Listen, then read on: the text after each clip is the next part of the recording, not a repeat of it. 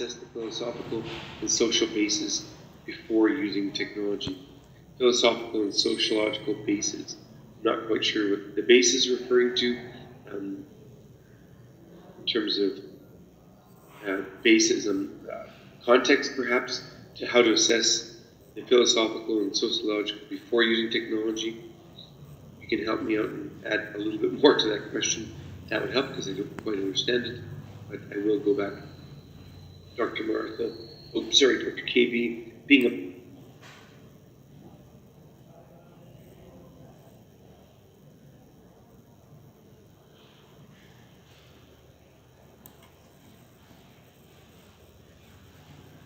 Sorry, it's not going to work. We can't hear you. and I presume the...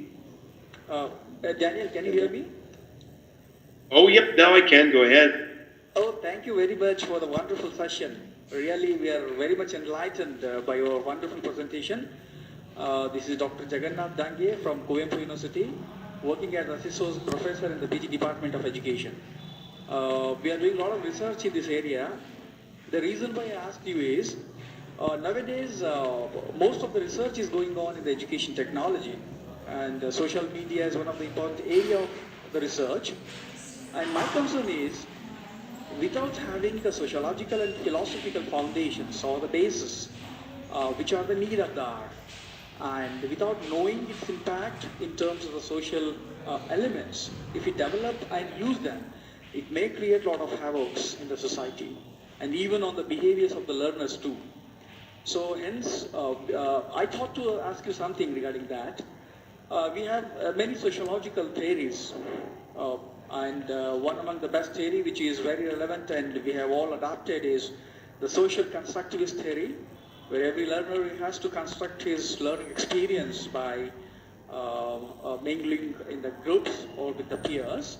So not only the learning is individualized, it is also making others to learn and even learning oneself with the help of the peer group as well as the elders.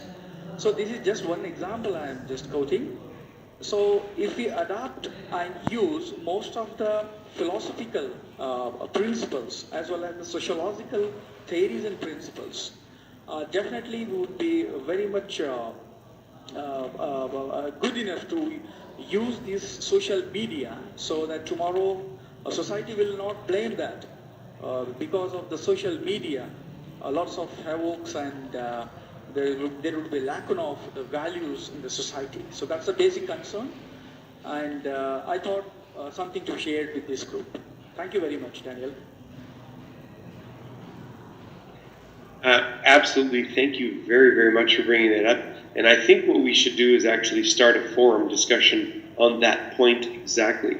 I do thank you for bringing that up. If you give me just 30 seconds, I would like to add just 2 points. One is, recently Sure. Two of my research scholars have started to work on the social constructivism learning theory based mobile app for the teacher trainees. That's one thing. And they are using the advanced organizer model to construct the learning process. This is the one activity or research work which is going on from my student. And another important research work is the websites we are developing and based on, again, the learning theories, the constructivist learning theories. The reason why I'm quoting here is, if we apply by giving a proper rationale based on the different sociological learning theories, it will help us to claim that whatever the medias or the websites or any kind of a social media which will be used by the learners would definitely gain something, not only in terms of just learning process, it will also lead to have in the development of good social aspects too. So it gives a double impact. One is the learning, other is we help in constructing a good society too. So that we expect in turn a good world, as we can say. We are all members of the world, and wherever we be, we should think in a very constructive manner so that all of us will benefit out of it. Thank you again very much for your comments. And yes, certainly one of the things that we used to do when the internet first started in schools is we talked about netiquette. And that's, I think, what you're speaking about, this how to act proper. I have 2 comments, I guess, and please do email me if you don't have my email. I will find you and we can start a conversation. Jagannath, if you're Jagannath. Yeah, no, if you wouldn't mind putting or sending me your email or my email, I'd love to connect with you because some of the early work that I did was teach. Well, even the TELMOOC it is about training teachers. And yes, we've talked about in this course a lot of the technology and the components of technology that now enables for learning, but we have not spoken at all to the affective or to the social components of what is, and thank you for that, what is the social elements really of learning that we can purport. And I guess it's, part of what I always catch myself is, while I talk about technology and education, in some ways I have a naive mind where I believe everybody's doing things positive. And you're absolutely correct. There are many people and many examples of negative things coming. So I know Tom keeps talking about the negative aspects of us being on this digital technologies. Absolutely there is. There's starting to be research that shows, and there was research back in the day when we were glued to TVs or putting children in front of TVs, very low interactivity, and we put them in front of iPads. There's increased activity and now addiction to screens. I have the same addiction problem as most of you probably, because we work in a digital world, and I haven't resolved it. I expect that we may or may not, in my adult life, resolve those things. Mindfulness in education is one of those. But yeah, you have children too. There you go. I got back in the day it was addiction to TV. Now it's addiction to iPad apps. I deal with that on a daily basis because I have a young child, and yeah, I mean it's very powerful. Even though I can eliminate the advertising by paying for an app and making sure that it's only a game, the reality is that, thank you, Professor Dr. Ravi, for sharing that as well.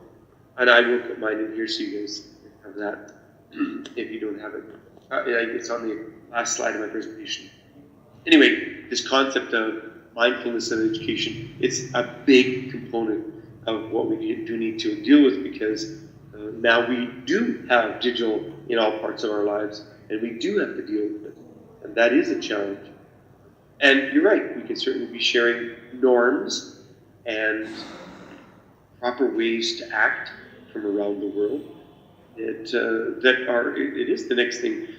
Mindfulness is the terminology that